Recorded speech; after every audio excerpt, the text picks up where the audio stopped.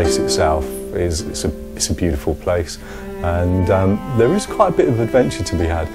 In the lakes sometimes you have to go and hunt out the little gems. That gives you a little bit more adventure, so there's all sorts of reasons why the lakes is a fantastic place, but yeah, for me that's one of it. It's the adventure side of it.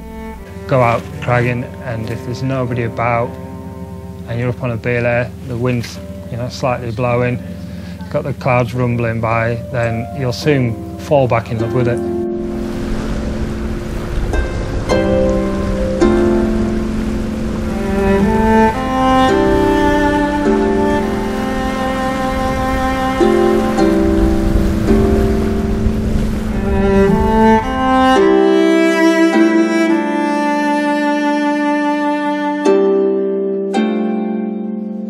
So the Lakeland Revival is sort of there to try and encourage climbers to just go off the beaten track a little bit, to just sort of like spend a little bit more time in the lakes, just exploring areas and places that they wouldn't normally go to. The lakes has some amazing climbing, and it's great that like people go to some of the local spots that are close and accessible from the road, but we'd really like to encourage people to go like a little bit more, just round the corner, over a path, just walk for a little bit longer to sort of get some traffic through those areas that are potentially being lost. Well, I think that, there's long debates about the crags getting dirtier. I think that's the main issue, isn't it, really? Years ago, people have dug out huge amounts of crags, like the Great End Crag, there's Grange Crag. I've dug the odd one out myself. The scene's come and gone and come back, and it's in a point where it's quite slow, I suppose, at the minute. There's not so many young up-and-coming climbers as there has been. Some of the routes have got such a heritage to them that it's just a fantastic area to come and climb. It is a shame that some of the climbs have fallen a little bit by the wayside. They've got a bit dirty, so it's doing something like this is really, really good to try and get that going again, really.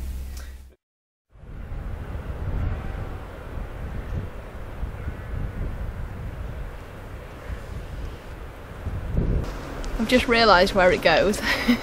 Very mossy and wet, potentially.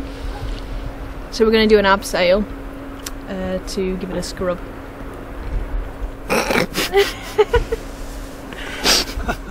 So we just thought it would be a great opportunity to get some of these lines climbed. Some of them have had first ascents in like the 1920s, and some of them more recently. So there's a huge variety of different kind of techniques, whether it's crack climbing or face climbing. It did take a while to find some holds actually, because like I said, there was a lot of crap on it. But once we'd cleaned it, it's a worthwhile route, and it's quite enjoyable. It's literally like a wall of moss that's like that thick. So when you pull the moss off, it's like soaking rock underneath. And then out to the left is a groove which has no gearing, so it's a bit spicy.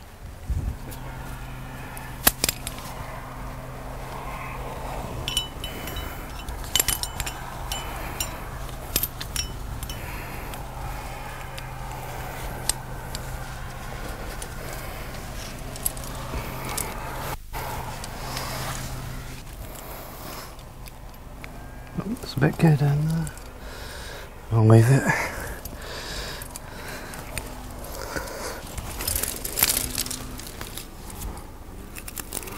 I think it needs reviving because there are so many great lines here. Climbing started here in the Victorian era and through the Edwardians and First World and Second World War, when climbing was coming out of what was sort of the gullies and chimneys era into the face era, where you get the opportunity to be much more technical. So there really is a huge variety of routes here.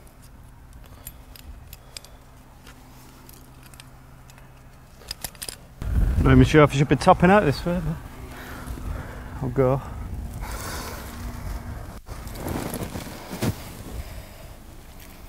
Take it on, Blue! Blue! Blue! Take it on, Blue! He is now. Okay.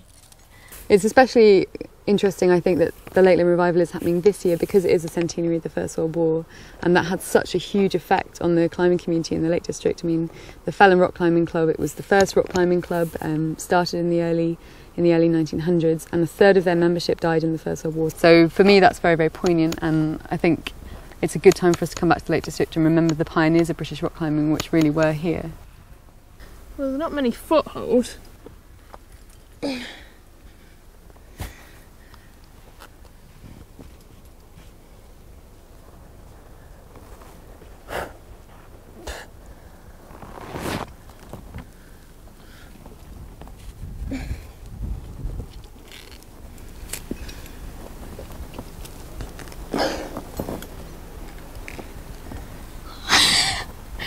It's actually quite tricky.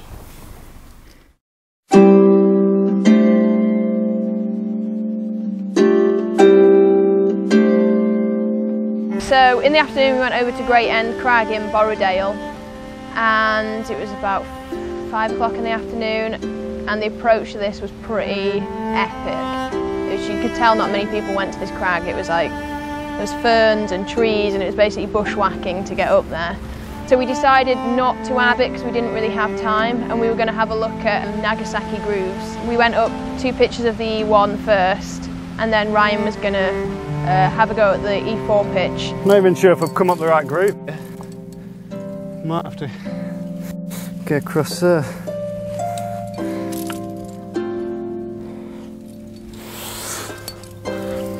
And from the ground, it looked amazing. You know, it did look like a genuine good route, clean line. Well, not clean line, but just obvious lines, bottom to top. If I had a brush with me, I thought I'll, surely be able to clean it on the way up, but there was no chance. So I ended up just sort of scooting round onto the E1, and every now and again getting a glimpse down the groove, and just thinking, yeah, I'm glad I didn't try and go up there because there was no footholds, no handles, nothing. You couldn't even. There was not even any gear placements, so it would have been a nightmare.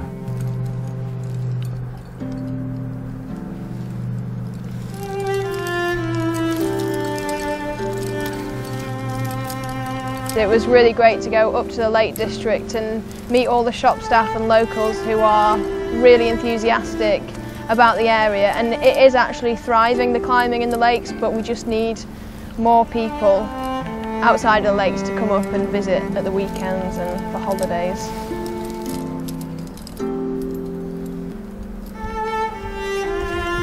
And the biggest thing in the headlines recently has been James McAfee doing his 100 extremes. I mean, that is an incredible feat of endurance. I think the best thing about what James did was how passionate he was about the history of those routes and doing them all together. He talks about kind of climbing through ghosts. And I think that's what you do when you climb in the Lake District. You really experience the spirits of climbers past, and that's all that mountain heritage is about. Fulfilling those stories and then contributing to them again. And that's certainly what the Lakeland Revival is really about for me, is the fact that we're climbing something and sharing our experience of that, whether it's writing the report or the Instagramming or the Twittering. Even though it might sound ridiculous, that's heritage here and now. Okay, so how do you get involved in the Lakeland Revival? Step 1, choose an unclimbed route from the specified list. Step 2, climb it, get a photo, make sure you include the crag, your partner, and sort of like the events of the day. Step 3, visit the climber's shop or Needle Sports and show them your photo from the day. Step 4, leave your route feedback with the shop staff, and they can use that to inform the guidebook writers for later editions of guidebooks in the Lake District. Then at the end, you end up with a free Akrterik t-shirt or chalk bag.